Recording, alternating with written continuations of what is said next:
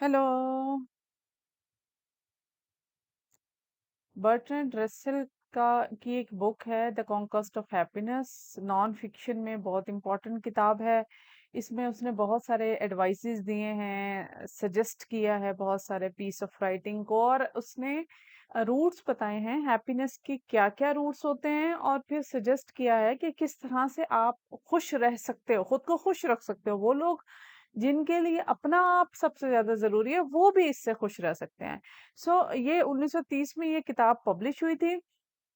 आज हम इसके ऑल्ट्रिज्म और हैप्पीनेस की बात करेंगे। उसने ऑल्ट्रिज्म का एक कॉन्सेप्ट है, वो उसने हैप्पीनेस के साथ कनेक्ट करके दिया है।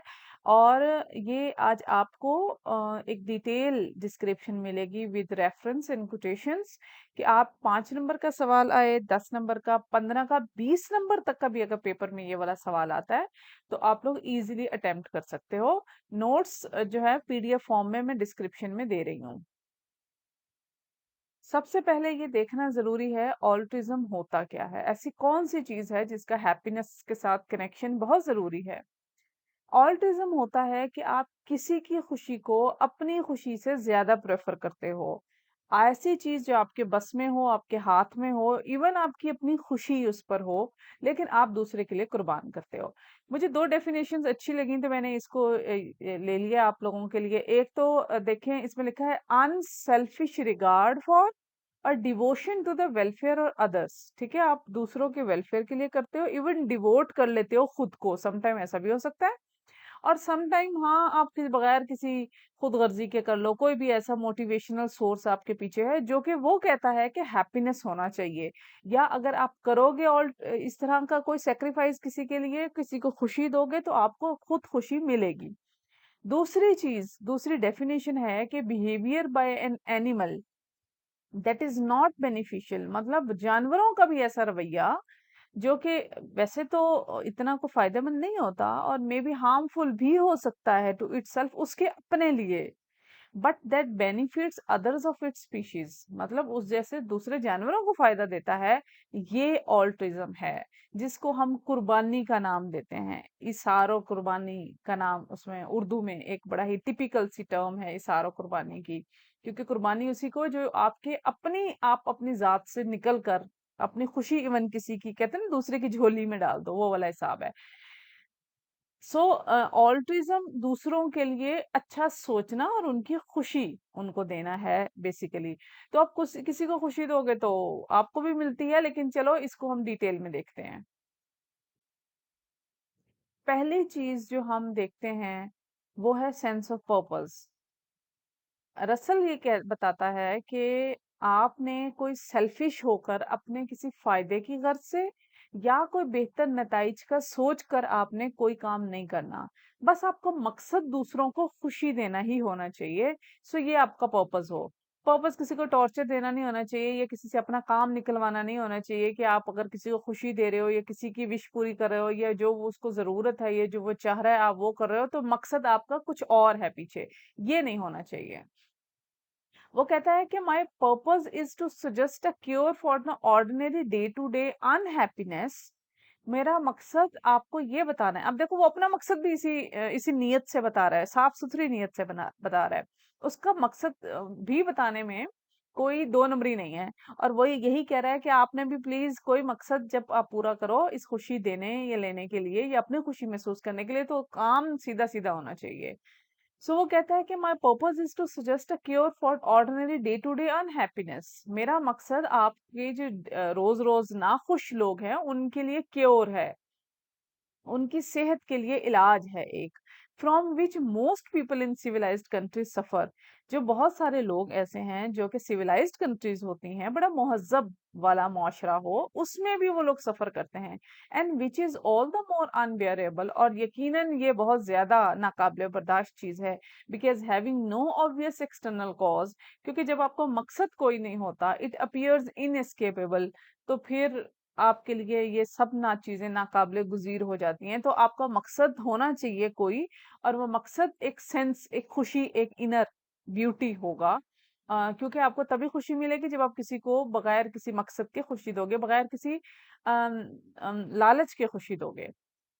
फिर वो कहता है कि external discipline is the only way to happiness. उसका उसने अब जो उसने बताया था कि कौन कौन सा मैं आपको क्योर बता रहा हूँ, तो उसने अब ये क्योर भी बता दिया है कि जो आपकी एक्सटर्नल डिसिप्लिन है वो वाहिद हल है आपकी खुशी का। फॉर दोज अनफॉर्चुनेट, इस तरह के बेचारे गरीब बदकिस्मत बदनसीब लोग whose self absorption is too profound, जो अपने आप में ही खोए रहते हैं और अपने बारे में ही सोचते हैं, वो इतने गहरे हैं, to be cured in any other way, तो उनका यही एक वाहिद हल है और कोई हल नहीं है कि वो एक सेंस रखें, एक पर्पस की सेंस रखें, एक मकसद रखें अपने जिंदगी का कोई, अपनी जात से निकल कर। दूसरी चीज है पॉजिटिव इमोशंस। पॉजिटिव इमोशंस का मतलब है कि आप किस तरह से अपनी फीलिंग्स को पॉजिटिवली जनरेट करते हो और उसका इम्पैक्ट किस तरह से पड़ता है, जो कि वो कह रहा है कि पॉजिटिव का जो इम्पैक्ट होगा वो पॉजिटिव होगा। फिर वो बुक में थोड़ा-सा सिग्निफिकेंस भी इसकी बताता है, इसको हाइलाइट करता है कि बहुत सारी खुशियाँ ऐसी हैं ज़िंदगी में आप तजुर्बे करते हो और वो एकदम से आपको खुशी देता है और फिर वो खुशी एक ऑर्डर में जाकर आपको और खुशियाँ देती है। सो आपका पहला नीयत साफ और मकसद सही होना चाहिए। तो जो प्लेयर है उसके बकौल वो डिपेंड करती है आपके अच्छी फीलिंग्स पर, आपके मूड पर, उसमें लव है, जॉय है, एक्साइटमेंट है, हैप्पी मूड है, ये सारी चीजें आपकी पॉजिटिव इमोशंस रखती हैं। और पॉजिटिव इमोशन होगा तो आप अपनी जिंदगी के भी बहुत से काम अच्छे कर सकते हो। तो अगर आप चाहते हो कि आपके अंदर पॉजिटिव इमोशन रहे, तो पहले ही पॉजिटिविटी के थ्रू आपने दूसरों के आगे खुशियां बिखेरनी है। वो कहता है कि the most civilised is the most sterile. जितने ज्यादा मुहज्जब वाले हैं उतने ज्यादा बेहतरीन हैं, उनके हाथ में इलाज है, बहुत सारे टोटके हैं जो वो आपकी रूह और जिस्म पर और आपके सोशल नेटवर्क पे और बहुत सारी चीजों पे करते हैं। The least civilised is the most fertile. जितने कम मुहज्जब वाले लोग हैं, या आप इसको मुआशरे में ले लें या कंट्री में कर लें, तो वो ज्यादा नुकसानदेह हैं। And between the two there is a continual gradation, लेकिन इन दोनों के दरमियान में एक तसलसल का मियाद है और वो असल बैलेंस है। सो वो बैलेंस रखना है आपने पॉजिटिव इमोशंस के साथ। फिर वो कहता है कि happiness is promoted by associations of persons with similar taste and similar opinion. खुशी हालांकि आपको ज्यादा प्रमोट करेगी जब आपको अच्छे टेस्ट वाले और अपने जैसे टेस्ट और अपने जैसे राय रखने वाले लोग मिलेंगे। अब ये मुश्किल मरहला है कि कैसे मिलेंगे। इसका उसने ये बुक में हल ये बताया है कि जी जब आप पॉजिटिव इमोशंस रखोगे, पॉजिटिव रहोगे, तो आपको भी पॉजिटिव लोग ही मिलेंगे और आपकी वो पॉजिटिविटी आपको मजीद इनहेंस करेगी, मोटिवेट करेगी। Sense of connection. Sense of connections मतलब दूसरों के साथ किस तरह से आप ताल्लुक बनाते हो। ये ये ताल्लुक जो है एक ऐसा एनवायरनमेंट क्रिएट करता है जो आपका खुशी लेकर आता है, और वो हैप्पीनेस आपकी शोहरत और आपकी जो फॉर्चून है, आपकी किस्मत से बहुत ज्यादा डिफरेंट होगी और बहुत अच्छी होगी और आपकी रूह को, आपकी इनर सेटिस्फेक्शन को बहुत ऊपर ले जाएगी उस फॉर पैसे की, मनी, वेल्थ, फॉर्चून और फेम से। सो एक सेंस ऑफ कनेक्शन दूसरे के साथ पॉजिटिव वे में रहना चाहिए। वो कहता है कि I have known men die at the end of the years of slow torture. मैंने ऐसे लोग भी देखे हैं जो साल के एंड तक उनको लगता है कि आहिस्ता आहिस्ता करके उन्होंने मर जाना है, and get retain there just almost till the last moment, लेकिन फिर भी उनके अंदर का जोश जो है वो आखिरी लम्हे, आखिरी मरहले, आखिरी सांस तक वैसे ही बरकरार है। ये सेंस ऑफ कनेक्शन है। उनको मरने का खौफ नहीं है, लेकिन उनकी जो अंदरूनी खुशी और सुकून उनको मिल रहा है, वो नहीं वो खोना चाह रहे और वो उससे मुतमईन है और वो उसी फ्लो में बड़ा smoothly till the last breath of the death वो चल रहे हैं। मजीद वो कहता है कि if you were all given by magic the power to read each other thoughts, अगर आपको कोई ताकत मिल जाए कि सब आप एक दूसरे की सोचों को भी परखने और देखने और पता करने लग जाएं, I suppose the first effect would be that almost all friendships would be dissolve. तो मुझे लगता है कि सबसे पहला तो उसका असर यही होगा कि सारी दोस्तियां जो हैं वो खू खाते चली जाएंगी, वो खत्म हो जाएंगी और दिलों में मैल बढ़ती जाएगी। सो अगर कनेक्शन एक आपके दरमियान में रहे, सिर्फ कनेक्शन वाली बात है। मतलब आपने हेल्प करनी है, आपने अपना ताल्लुक बरकरार रखना है, आपने अच्छा सोचना है, पॉजिटिव रहना है। आपने बिल्कुल एक चढ़ाई करके बिल्कुल उसके लाइफ में इन्वॉल्व होकर उसके ऊपर डिप्रेशन और डोमिनेटिंग होकर इस तरह की लाइफ नहीं गुजारनी। एक कनेक्शन क्रिएट करना है जो कि पॉजिटिव वे में हो, तो आपके अंदर एक हैप्पीनेस आती है। ज्यादा इन्वॉल्वमेंट तो ज्यादा काम खराब करती है। फिर है हमारे पास रिड्यूस्ड सेल्फ सेंटर्डनेस। अपने आप के जो ईगो हमारे हर वक्त सर पे सवार रहता है, या हम सेल्फ लवर हैं, या हमारे एक पर्सपेक्टिव है जो हमारा अपने से निकलकर और अपने पे ही खत्म हो जाता है, इसको कम करना है। ये हैप्पीनेस की एक और उसने बताई है कि अगर ये ऑल्टिज्म की चूंकि काइंड है, और बताया है कि यही काइंड जिसमें आप सेल्फ सेंटर्डनेस को रिड्यूस करोगे, ये आपको हैप्पीनेस की तरफ ले जाएगा। इस शिफ्ट को आपने ब्रॉडर पर्सपेक्टिव में देखना है। आपके पास एक सेंस ऑफ वेल बीइंग होनी चाहिए, और एक लार्जर पर्पस होना चाहिए जिस पर आप इन सारी अपने आप को कंट्रीब्यूट करो, क्योंकि आप लाजिमी बात है अपनी अपनी जात से निकलकर अपनी जात को अगर किसी के लिए यूटिलाइज कर रहे हो पॉजिटिव वे में, तो ये आप अपनी दूसरों की जो प्रेफरेंस है और उनकी खुशी के लिए जो सोचना है, ये सेल्फ सेंटर्डनेस को रिडक्शन के लिए जरूरी है, और यही रिडक्शन आपको खुशी देता है।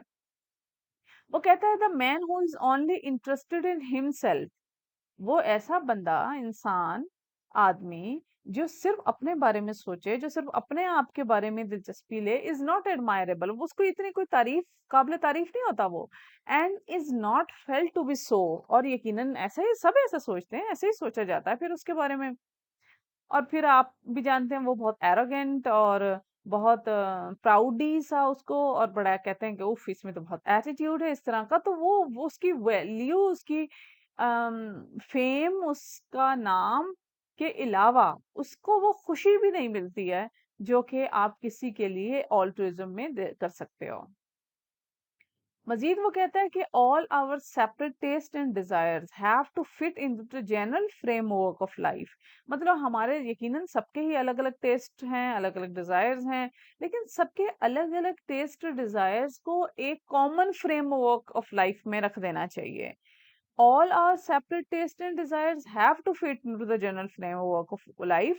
ये उसने 2 बार रिवाइज किया, मतलब इसने उस पर इतना एम्फेसाइज किया, ऐसा नहीं है कि मैंने 2 बार इसको लिखा है, लेकिन उसने इसको 2 बार कहा है। मतलब टॉइस उसने इस पे फोकस्ड किया है कि हमें अपने एक जर्नल फ्रेमवर्क ऑफ लाइफ में अपनी सारी खुशियां, और जो सेपरेट ऑब्वियसली सबका सेपरेट होता है, तो वो हमें उसमें रख देना चाहिए, ताकि कॉमन फ्रेमवर्क ऑफ लाइफ हो, इजी टू कनेक्ट हो सबके साथ। और इस तरह का हर वक्त खुद पे सेल्फ सेंटर्ड रह जाना, that is not good, and that is not the way to create the happiness for you as well.